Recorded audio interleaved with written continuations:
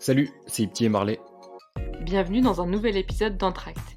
Ici, on aborde et décrypte des sujets bien spécifiques à l'entrepreneuriat pour te faire avancer dans ton projet.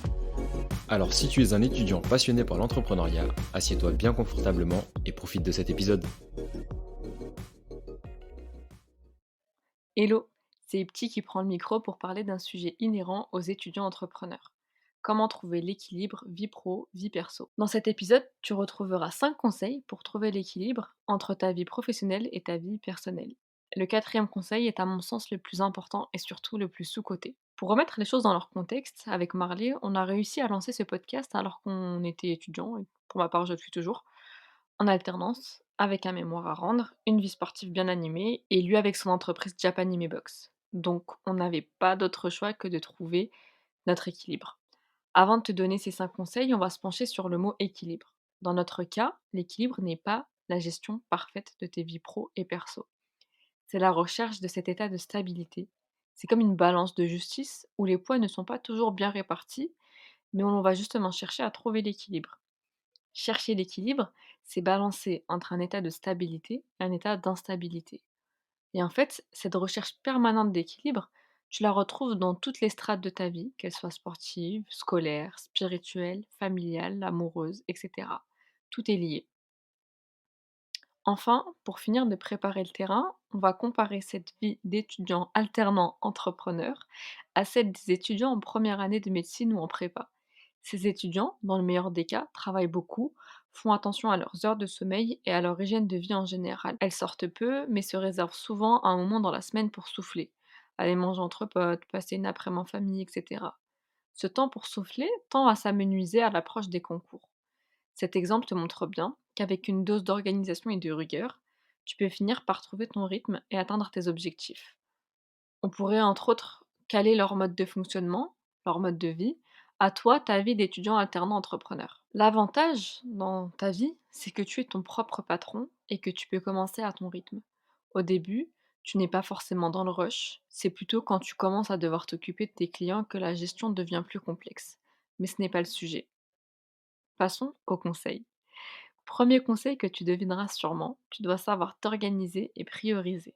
Cela peut paraître contradictoire, mais c'est en t'organisant que tu peux plus facilement laisser de la place à l'imprévu. Alors je t'invite à bloquer des créneaux pour tes différentes activités, mais surtout à aller écouter les épisodes 1 et 10 des Entracts. Comment s'organiser quand on est étudiant entrepreneur et pourquoi est-il important de s'organiser et de prioriser. On donne beaucoup de méthodes et de conseils d'organisation et de priorisation dans ces épisodes, donc tu sais ce qu'il te reste à faire. L'avantage d'être organisé est que cela te donne de la rigueur. Cela t'évite de procrastiner bêtement, d'étaler les tâches dans le temps, de passer trop de temps sur certaines activités. Et cela t'encourage à avoir une bonne hygiène de vie pour éviter les pannes de réveil, les retards et tout décaler dans ton agenda. On est OK pour l'organisation et la priorisation. Passons au deuxième conseil qui consiste à apprendre à te connaître. Tu dois pouvoir identifier quelle importance tu accordes à tes activités extrascolaires comme le sport, à ton temps libre, aux sorties entre potes, etc. Cela te permettra de fixer tes heures de travail, ton rythme, le nombre de clients que tu souhaites prendre, etc. Bon, on est OK pour la partie introspection. D'ailleurs, on va bientôt sortir une série d'épisodes sur l'introspection, sur l'importance d'apprendre à se connaître pour entreprendre dans les meilleures conditions. Alors reste bien branché. Le troisième conseil consiste à rentabiliser ton temps. En fait, tu peux créer des synergies entre tes activités.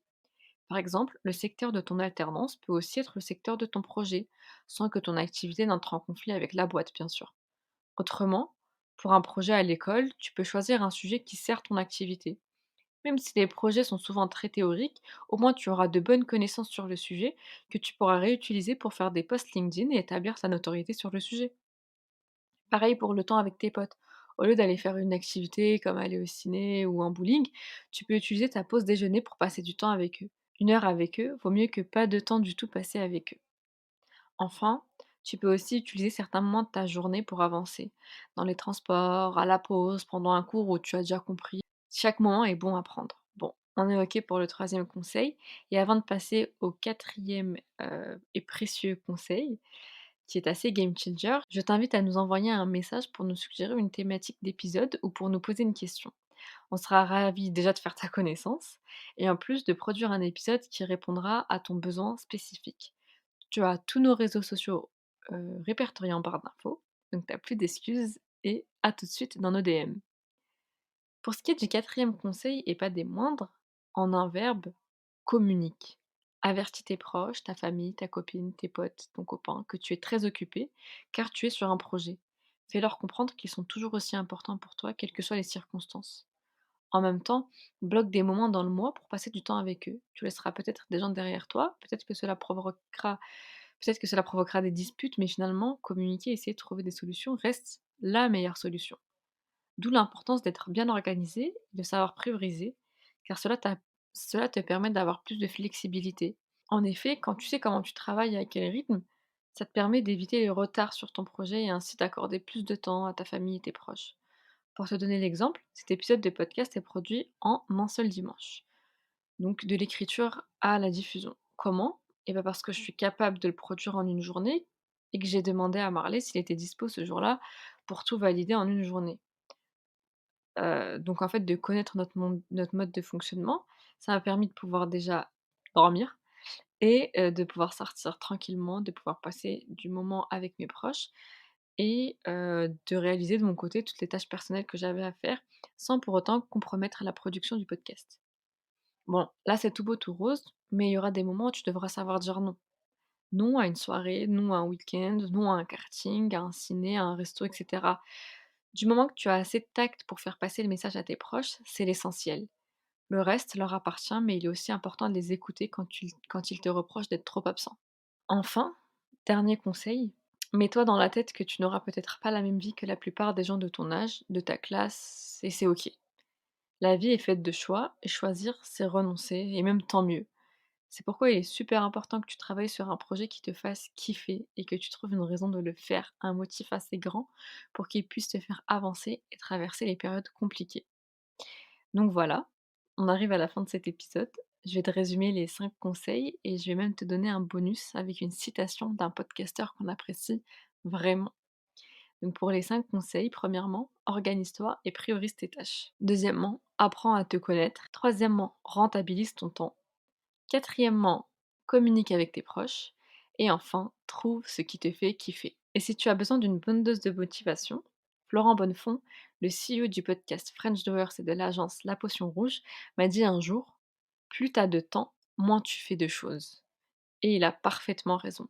Avoir beaucoup d'activités te force à exécuter et à arrêter de perdre ton temps. Donc voilà, sur ces jolis mots pleins de sagesse, on se quitte. Si tu es arrivé jusque-là, c'est que l'épisode t'a sûrement plu. On est des fans de feedback, alors mets-nous un message en commentaire ou sur nos réseaux sociaux pour nous dire ce que tu en as pensé. Et si l'épisode t'a vraiment plu, n'oublie pas de nous mettre les 5 étoiles ou liker sur ta plateforme d'écoute. Ça nous aidera à avoir plus de visibilité. A bientôt pour un prochain épisode.